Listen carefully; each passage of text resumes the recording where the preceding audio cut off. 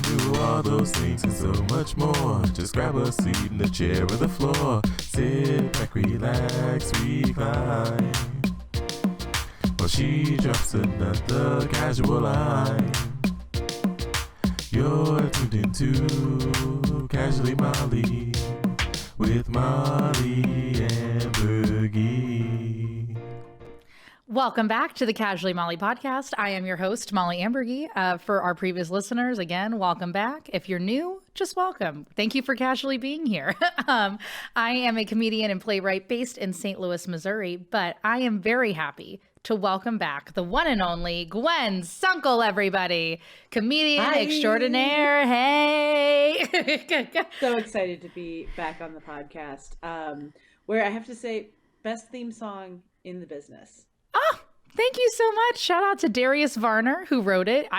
We just wanted something kind of fun and peppy. It used to be a little bit longer, and then I just ended up shortening it down just to get to the relax and rewind and all that kind of stuff. So thank you so much. But speaking, thank you.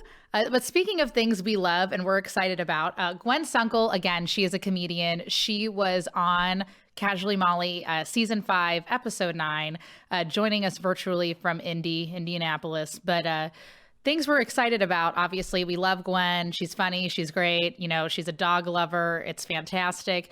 But let's talk about your comedy album. Tell us the title, where should we find it, and how we got into getting a comedy album. Yeah. Oh, I'm so excited. Thank you for having me on to talk about it. So I recorded it at the White Rabbit Cabaret in Indianapolis, which one of my favorite venues just in the whole country. A lot of good people there, and then have room full of family and friends and folks who were really excited to see me succeed, which was wonderful. Yeah. And the good folks at On Tour Records are putting it out. So they're gonna, they're working their behind the scenes magic as we speak to make it happen. And it's gonna come out at the end of next month. I don't have the exact date yet, but sometime around February 25th, because that's my 40th birthday. And I was like, you know what? I want an album out on my 40th birthday. Hell yeah, absolutely. Oh my gosh. Well, first of all, happy early birthday. Very exciting for you. Even though I won't be saying it again. I'm sure you will, girl. I'm going to text you on that day and be like, you made it. Happy birthday. So all good. I love it. Let's talk about the title. How do you come up with your comedy, or your comedy album title? And was it inspired by anything or a joke on the album? Yeah, so the album is called No More Tears, and there's it was kind of my favorite joke that I was telling at the time. It was, I ran out of my antidepressants the other day, so I just started drinking Johnson & Johnson's No More Tears shampoo, and so that's kind of where it came from. And I love it. Yes. Yeah, and I think in a lot of ways the album is kind of about how, like, I just don't have any more tears or sadness about, like, all of the terrible shit that's going on in the world, It's like I've cried all I can about this. I am otherwise numb. Yes. I can definitely relate. Yes. Yeah. So if we're not going to laugh at it, I don't have anything to say. No, I love that. And that's like the beautiful thing about comedy is you can take, really tragic feelings and emotions and you can turn them into jokes and make them funny. And I mean, I absolutely, that's a great joke. I'm so excited to listen to this album. Yes. To give a background for people who haven't heard the original episode with Gwen, I got to meet you through a Zoom show. So we've never really met in real life, but I love that we're friends. It's great. Yes. But yeah, now that you've been performing live, what was it like back being in front of a live audience, especially having your album being recorded? Yeah, it's so special to get to, do an album in front of, a sold out crowd of, your friends and family. I think if I'd been recording this kind of in the quote unquote before times, I would have, gone out on the road a little bit more and tried to work the album out in front of some different audiences. Sure. And I didn't have quite as much opportunity for that because, it's been a little COVID-y. Yeah, right. And Yeah. it's hard to, it's hard to think about like leaving your home for, 2-3 weeks to go out and run an album. So I did it as much as I could. And, it was like, I felt like it was the set of my life and thus far. Yes. And so I was really happy with how it turned out. And yeah, I think sometimes we as stand-up comedians take for granted that we get to see like a live stand-up comedy show, like, sometimes 3, 4, 5 times a week. And laughter is like so healing and like special, and to be able to share that emotion with like a room of people is so cool. And I missed it so much over like the time when we couldn't perform indoors. So yeah, I don't take for granted that that we get to do that again as safely as we can. And that all those people showed up to be like part of that magic that night. Absolutely. And I'm sure everything you do is magic, and we'll get into other things that you do as well. But I don't know about that. Oh my gosh. Like I said, Gwen, that's why I love interviewing people, because there's so many people I have on this podcast that impress me, you included, which, we've had a mutual friend, Joe Bates, on here, and he talked about his comedy album. And I asked him the same question, and I was like, oh my gosh, I got to ask Gwen this too. So, making a comedy album, it's a big thing, especially being a comedian, to have. Is this your first album that you've released as well? Yes, it is. Yes. So, having this be your baby, your first album that you've put out, why choose this time at this point in your life to create an album? Like, why not later, or why not earlier? How did you feel being like, this is the time that I feel like all my material should be released in a recording in front of a live audience? That is a terrific question. I don't know that I have a great answer for it.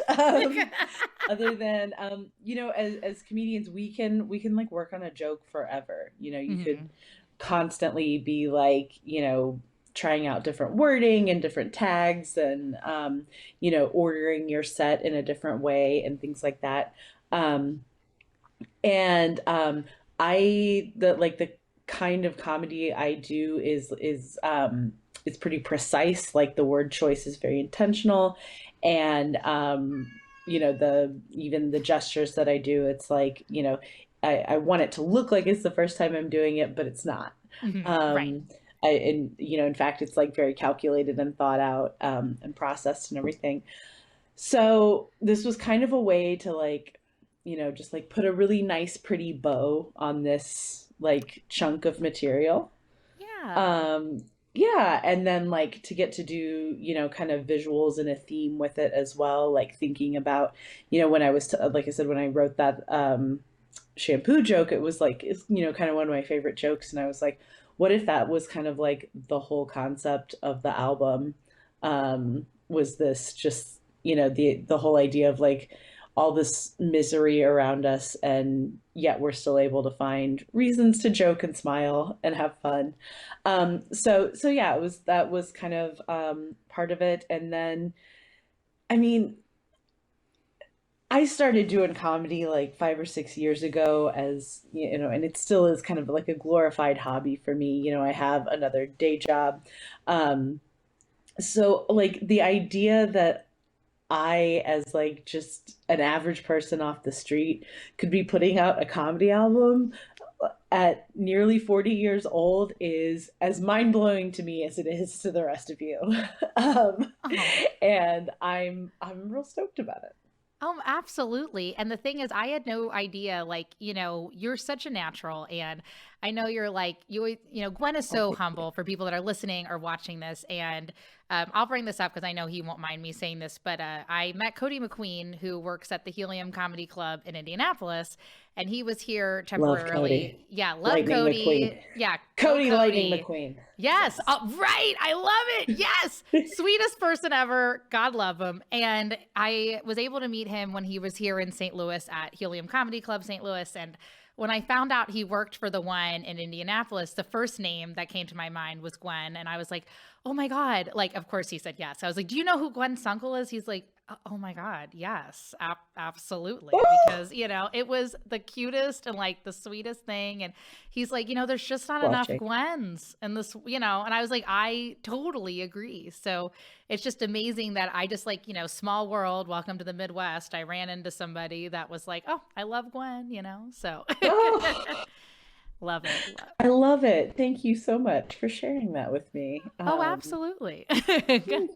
So yes, Cody had nothing but nice things to say about you, but he told me all about the scene in Indianapolis. So that's what I wanted to ask.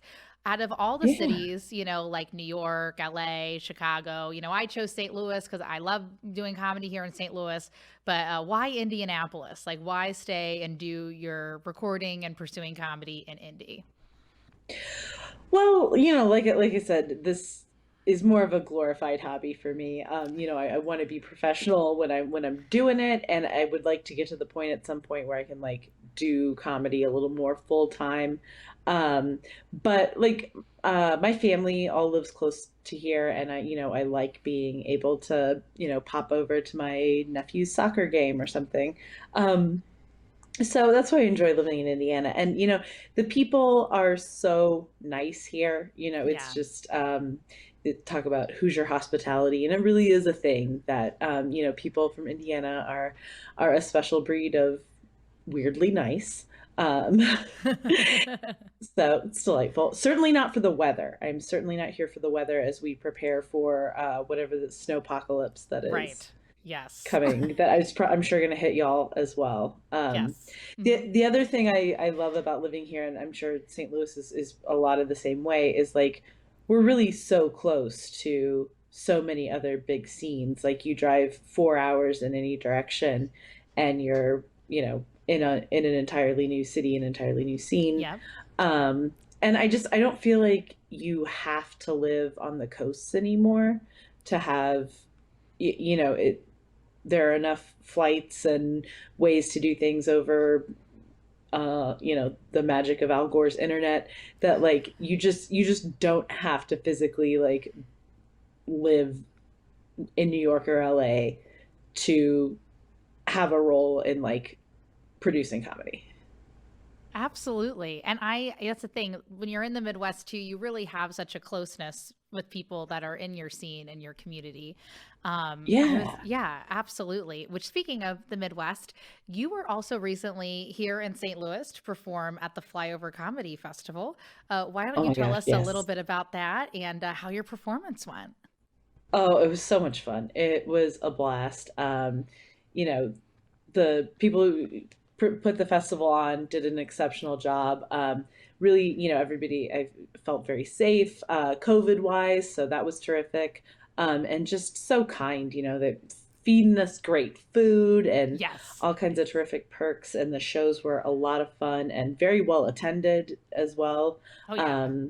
So that was a blast. Yeah. So I had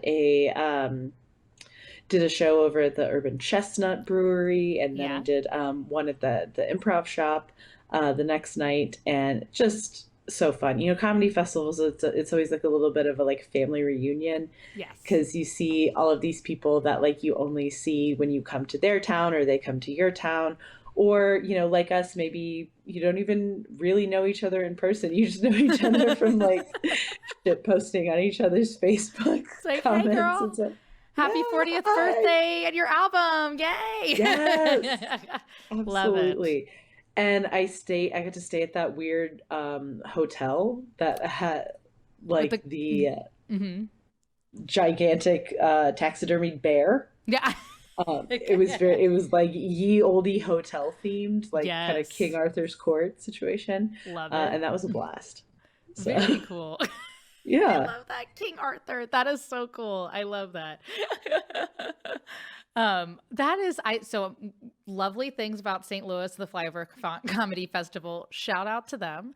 Another Yes. lovely thing about you, this has nothing to do with comedy. For those of you, again, if you didn't get to listen or watch to our previous interview with Gwen, for those who did will probably remember this. Edna was one of our first dogs to make an appearance on the Casually Molly podcast. I think, yeah, Joe, I not, again, bringing up Joe Bates, but his dog and your dog got a chance to be seen. And I love it. I love Wally. it. Oh, yeah, it was hilarious. I was like, Edna stole the show. Unfortunately, RIP Edna. But why don't you tell us about Yes. the new dog that you have that you've rescued? Well, I love being a senior wiener mom. So I adopted Sherman Oh. shortly before Edna left this plane. He is also a wiener dog, and Sherman is like your sassy grandpa who is like, fetch me my freshest white New Balances. I'm headed to the Riverboat Casino to pick up the bitches. Oh my God, that's so good. This is like his constant vibe is that he's like staring you down like, what's going on? What's going on? I'm too cool for this. But yeah, he's a little meatloaf and he's a sweetheart, and he you know has not replaced Edna, but certainly has made the transition easier. And yeah, so I was in the midst of when after I had adopted Sherman, moving into like a one-story house Yes. specifically for the safety of the dogs. Yes, I love it. I saw this on Facebook, but for anybody else who doesn't know, tell us Yeah, yeah. everything. So I used to live in this house that was like 100 years old, and the like only bathroom was up a flight of stairs. Mhm. And so like, little dogs like that cannot climb the stairs and they have to be carried all the time. And so I'm like walking with one under each arm, and I was like, oh, this isn't gonna work. We have to move to a whole new house. And so watch me rearrange my life for a collective 28 pounds of wiener dog. I would 1000% do this. I think I told you this. I had a dachshund growing up too, a little wiener dog named Yes. Rudy, and we like worshipped him. We gave him, so my mom and dad loved this dog so much. He was like this cute little, anybody that grew up with me knew who Rudy was. He was in Carline, he was in everywhere, and he was black and brown. And Oh, my mom was so worried about the dog being comfortable in the car that she got, and this is like back in the day where you had to like uh-huh. order stuff out of a catalog, like there wasn't Amazon, there wasn't Yeah. anything, you couldn't do that. So my Yeah, yeah, mom, yeah. I remember her, I don't even know where she got, it was like some dog catalog that she signed up for, and she's like, that's it, Rudy needs a car seat. And this dog had an embroidered car seat that we Of still course have it. he It says did. Rudy. Oh yeah. And it had like a little drawer in it for his toys. And then it was like the sheep's wool. You could sit in that. And then it had like this like gold material that was around the seat. Rudy. Oh, I know riding Rudy would in have gone to the style. casino with Sherman. He would have loved Absolutely. it. Yes. My favorite thing, I can just picture Rudy because my favorite thing about wiener dogs is like when they kind of lay on their side, they have that little bitty elbow that they kind of lean up against. It's like so Just like, cute. I hey know. girl, what's up? And I can just Yes. picture him in his gold gilded car seat, rolling up to pick you up from school. I know. It was crazy. Like I have a joke about it in my set, but I'm like, this is how my mom ranked us, was that like my brother and I would be in the back seat, but Rudy was in the front and he had a Oh my seat. God, I love I it. was like, literally, I was like, oh, out of behavior, this is who she chose. It was, we loved Rudy. My dad was so sad when Rudy died that he put his picture in a frame. So Rudy's face is on the fireplace. Oh, When we go home, it's like so like funny but so touching at the same time. Like he went out and got a frame and everything. So anyway, I could go on for oh. days, but I love it. I love it. But I'm glad that Sherman is adjusting, and Is he loving He this is. one-story house that Oh you yeah, got? he rules the roost now. Yes. Yes, absolutely. Yeah. Now, I don't. Here's a question, Molly. Okay. Did I Edna is the second dog in my adult life that I have had pass away, and the kind folks at the veterinarian's office cremate them right up and put them in a little baggie and then put it in a little wooden box for you. And what am I supposed to do with all the ashes of my dead pets? I know. Where have you put them somewhere, or where are they currently Yeah, right now? yeah, so I like put their collars around the boxes and then I have them like set up on a little shelf. But I got a 12-year-old cat here. Sherman already started out Mm-hmm. 9 years into the process. Yes. So we're always ready Yeah. to take the next step in life Mm-hmm. when that time comes. But in the meantime, what do I do with all these cremains of my pets? I know my mom had Rudy's, and I think she dispersed of them somewhere, like I think in a park that we used to take him. And I think that was Okay, like, that makes I think sense. that was like her way of being like, okay, like this is where he always loved to be. And then it just became like, I know it sounds like very philosophical, but I think it just became like a part of the earth. And I say it like the ashes, Okay. not the dog, but you know what I mean? Like, I think it was like philosophical in that way for her. But Mhm. that's my best. We still have we still have his little collar and everything. And now we have our beagle Yeah. Polly, and Polly's been the love of my life for a long time too. So I'm like, oh, but for me it's hard just because I love wiener dogs too, but I couldn't replace a Rudy, so I got a beagle. I think I just have to get a different breed every time just because I'm like, oh my Yeah. gosh, yeah. But I don't know, Yeah. what are you thinking? What do you think you're gonna do? That's why I'm asking. 'Cause like I said, right now they're just stacked up on a shelf. And if I keep going through pets at this rate, I'm gonna run out of room. Oh my gosh. Now, have you used, just because I've never seen you live, Gwen, have you used any of this material in your comedy sets about your pets? No, I haven't. That'll be for the next album, I guess. There you Yes, go. exactly. Yeah, I have to write a whole new hour of material. So I gotta get on something here. I was so Absolutely. tired of telling those jokes, though. I'd been telling them for so long, felt Hmm. like.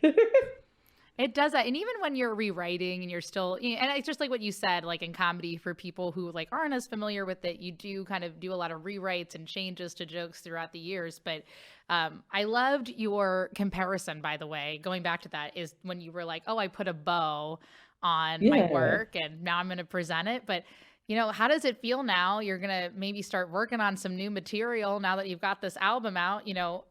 Are you thinking that far right now? Or are you kind of just going to celebrate in the, celebration of releasing the album? Where do we see Gwen going from here?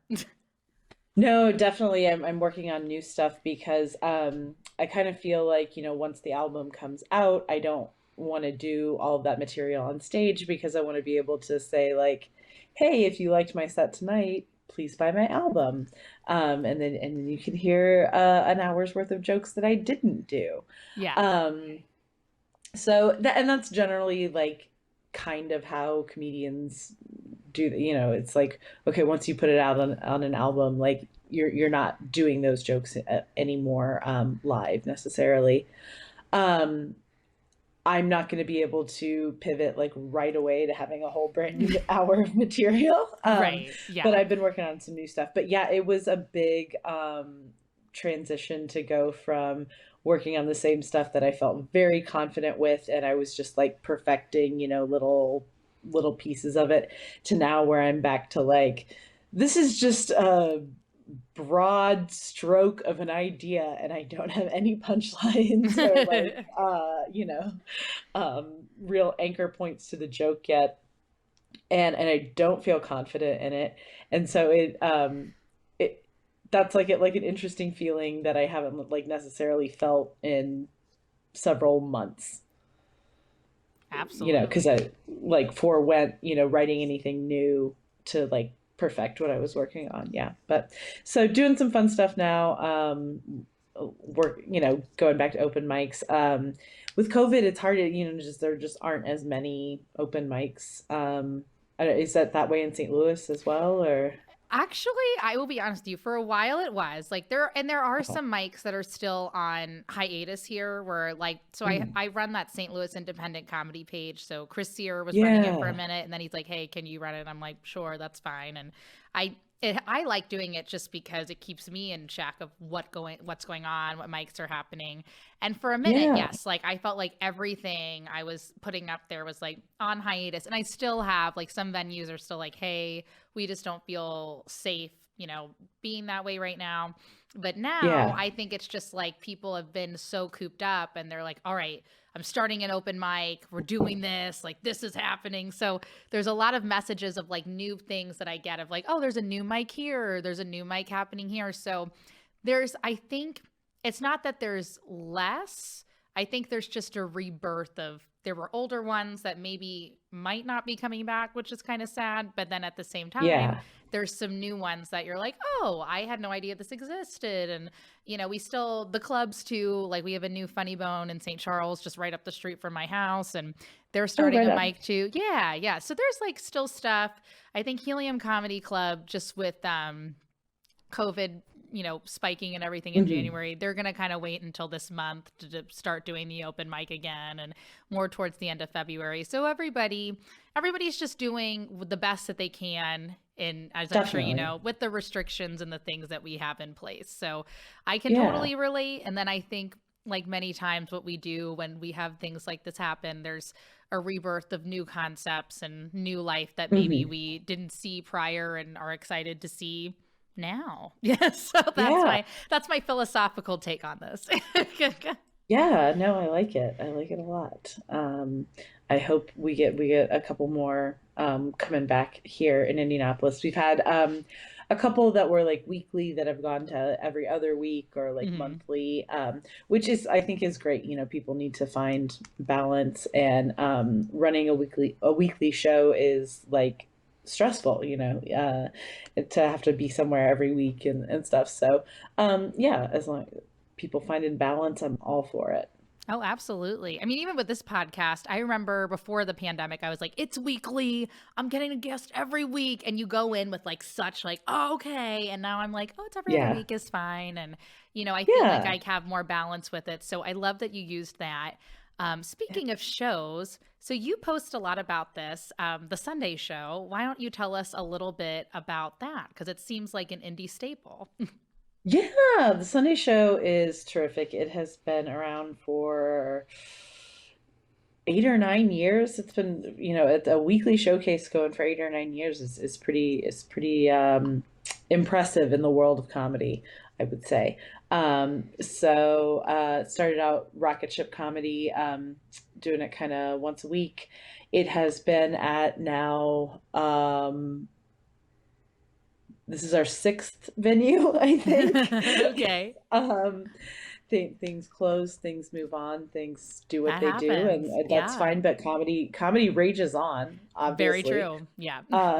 So we are I think at our sixth venue, and we're at Black Circle Brewing now, which is really a perfect fit for us.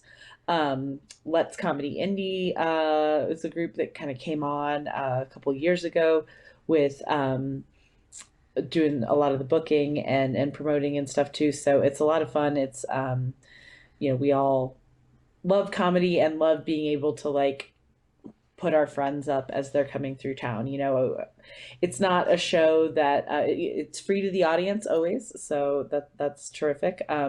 So we always tell people, it's not the show that you like plan your whole tour around, but like we were talking about earlier, with Indianapolis being, within like a 3 to 4 hour drive of, 6 or 8 different comedy scenes, it's a good place to be like, oh, well, we can swing through here on a Sunday on our way to wherever we're going next. So Yeah. yeah. Absolutely. Yeah, I always get so excited because then what's kind of cool about that show is I'll recognize people that I know from Anna, and I'm like, oh, there's one of my friends. I'm so excited. It's a good Yeah. thing to see.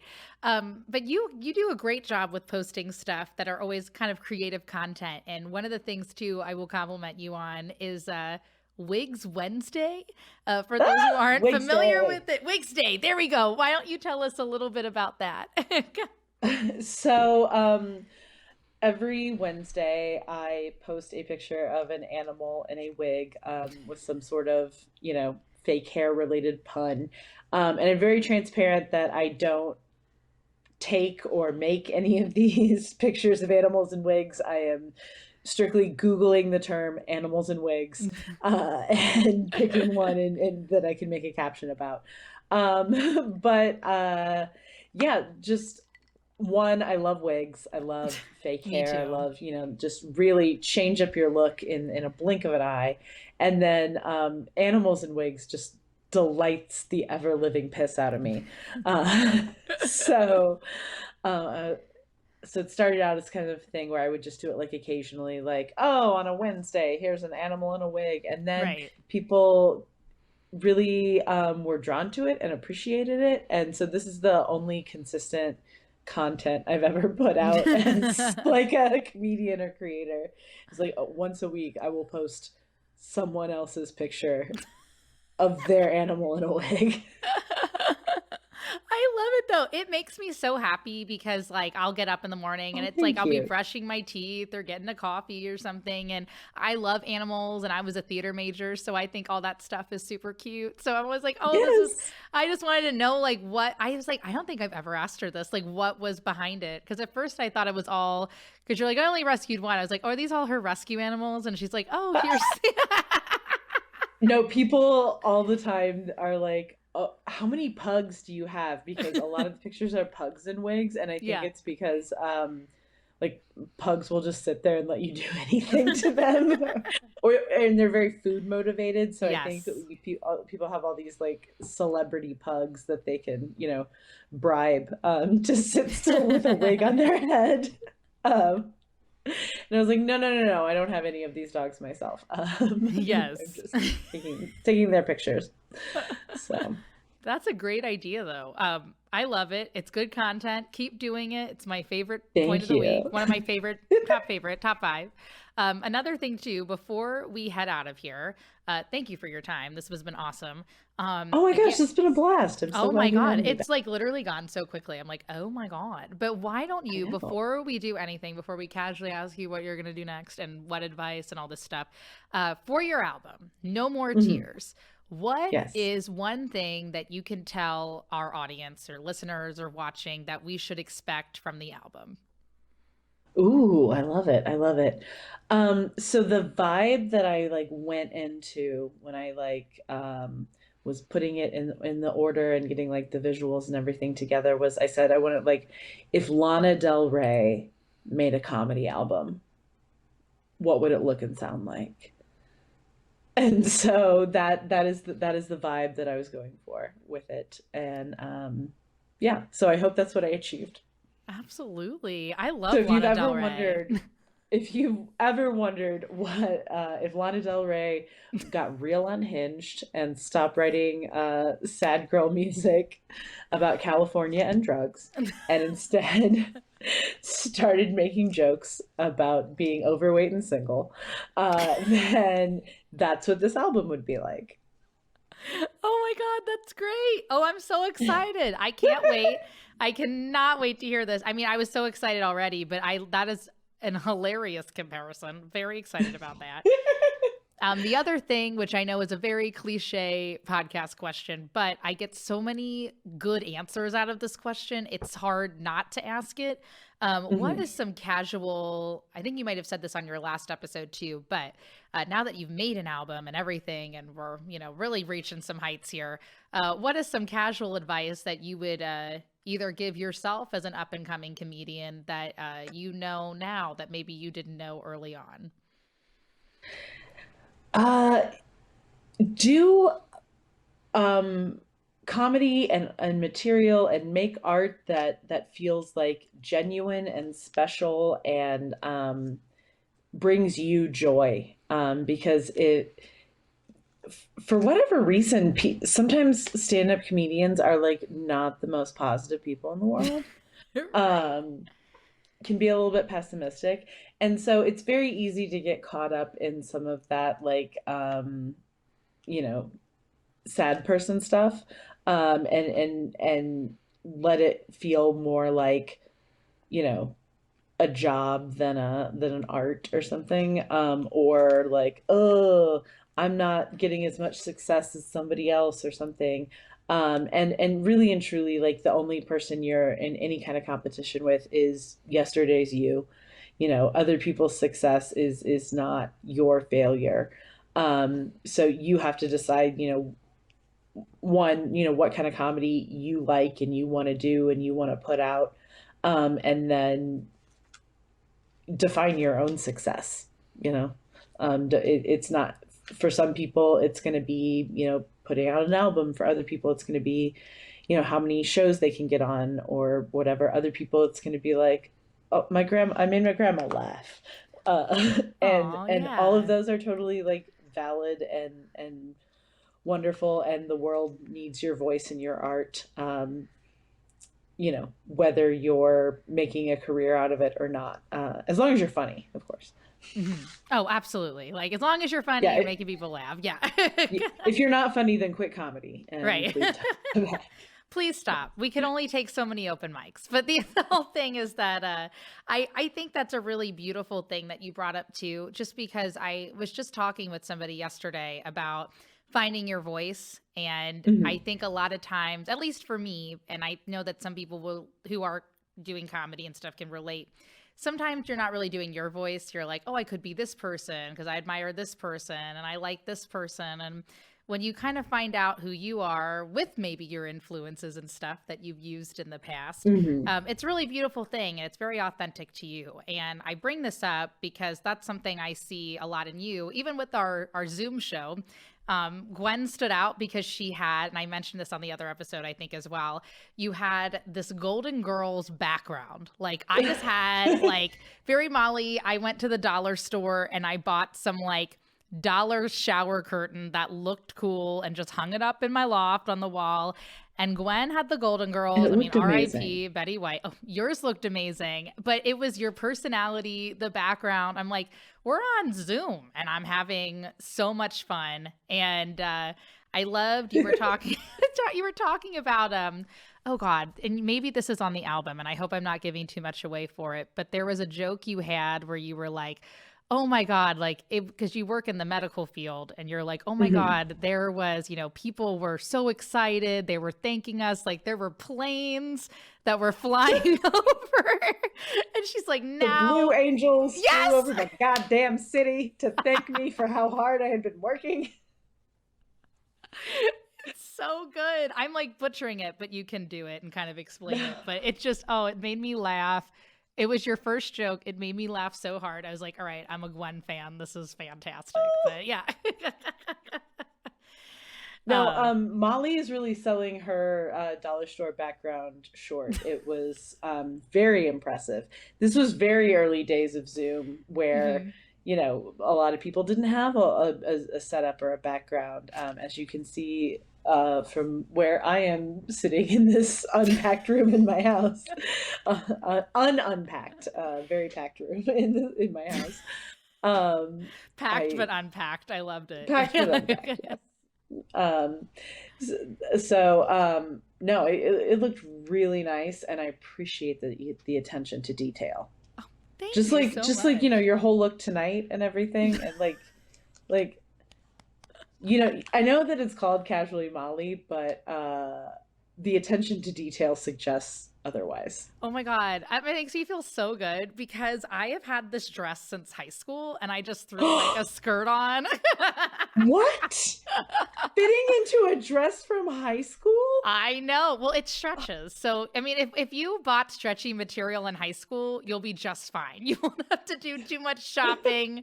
If you were like me and you're like, I'm just gonna get it because it's like comfy and it's stretchy, it's gonna fit.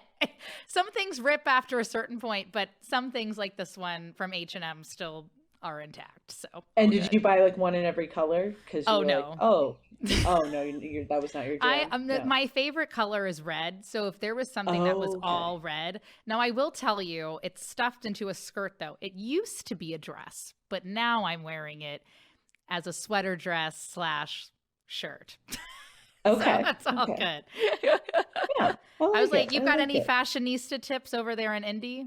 Oh, Oh what's up? no, well, like I said, my big fashionista tip is I find one thing that I like and I buy like six of them in because as if they're gonna stop making, 3/4 length sleeve black cardigans to wear to work or something like this one really fits me. I better get a bunch of them, like I've done that though with sweaters and tank tops. I think I've yeah, done that yeah. in. Yes. You get something you like and you're like, ooh, because next season you might not be able to find it. Well, speaking of things that we like, next month, No More Tears comes out. Gwen Sunkel at Gwender Woman. Can't wait. We'll make sure to, if you follow at the Casually Molly podcast, as well as the Casually Molly podcast on Facebook, either one, we'll make sure that we share all of Gwen's album information. Gwen, why don't you tell us to like social media? Obviously, we can see your tag for at Gwender Woman, but where are some good places that we can find you? Yeah, so Twitter, Instagram. I always tell people to follow me on TikTok for dating advice because I'm not on TikTok. So I don't have any dating advice for you. But you can also see my mug sometimes on the An Evening with the Authors Instagram page, which is a show where we pretend to be fake authors who've written fake books and we're reading an excerpt from them. And then Rocket Ship Comedy, at Rocket Ship Comedy. We're part of the crew with Let's Comedy Indie, who puts on the Sunday show. Cool. Sounds good. Yeah. I'm excited. Well, we always Thank you. ask. Oh, yeah, no problem. And again, thank you so much for coming back on. And I'm so excited for you. And this is going to be great. But Absolutely. yeah, I love it. What I always love to ask too is what are you going to do now that our Casually Molly episode is over? They put all of RuPaul's Drag Race on Hulu, and I've been doing a They did? rewatch. So I'm probably gonna go put on some comfy pajamas, pop some popcorn for Sherman, and watch reruns of RuPaul's Drag Race. Very cool. I think after this, I'm just going to casually go home and I've been watching I love The Real Housewives, so I'm on episode 3 of the reunion. So I think I might go Ooh. put on some pajamas and I also have popcorn to pop and I'm going to just see, what happens at the end between if anybody watches it, Kenya Moore and Portia Williams. So we'll see what happens. Ooh. I was like, hopefully there won't be too much beef, but I feel like there's gonna be, so it's all good. I mean, isn't that the point of those shows? Is you want the beef? Like, Oh, absolutely. they're not that interesting. It's like, oh, rich women, they're just like us, unless they're fighting with each other. It's Oh, not that good. absolutely. I think that's what it is, Gwen. I tell people, I'm like, well, I watch it because it's like, it's mindless, so it like takes your brain out of something, but I laugh because I can go and do laundry and stuff and go around and I don't miss anything. I'm like, oh, fighting again. Oh, still upset. So, yeah. And they're gonna have like 3 recaps, Yes. somewhere, before you go to the commercial. When you're back from commercial, when the next episode starts, before the reunion. So you're never gonna miss anything. No, that's why I like RuPaul's Drag Race. It's very formulaic. Yes. I always know that what she's gonna say and what to expect. Oh my God. And I now need to do a rewatch because it's been advertised to me in my algorithm. Obviously, there's like RuPaul's Drag Race. It's on Hulu. I'm like, I gotta watch it. So maybe after I finish episode 3 of The Real Housewives of Atlanta reunion, I will then transfer over to RuPaul's Drag Race. So One of us. One of us. Yes, girl. Yes. Oh my gosh. Well, love you. Can't wait to hear Love you No too. More Tears. Thank you so much. And then On my way to Ohio, I'll have to message you and maybe I'll make a quick stop in Indy or something. So Please do. I would love that. Oh my gosh. Yes, can't wait. All right, bye friends. Everybody look forward to Gwen's album.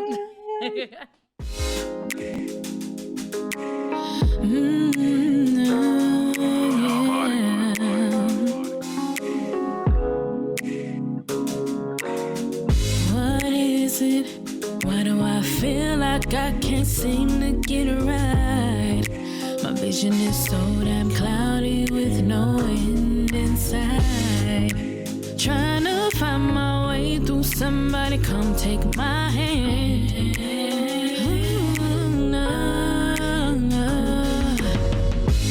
These days been so long I can't even think straight. Every time I dream you fade away. Same routine, going through the same routine. Yeah, going through the same routine. I'm crying for some change. I've been crying. I'm crying for some change inside. I've been crying. I'm crying for some change. I've been crying for some change. Ooh, I've been praying, Lord, please won't you save me? Free me from this mental captivity. But I can't give up now. I gotta live and take care of mine.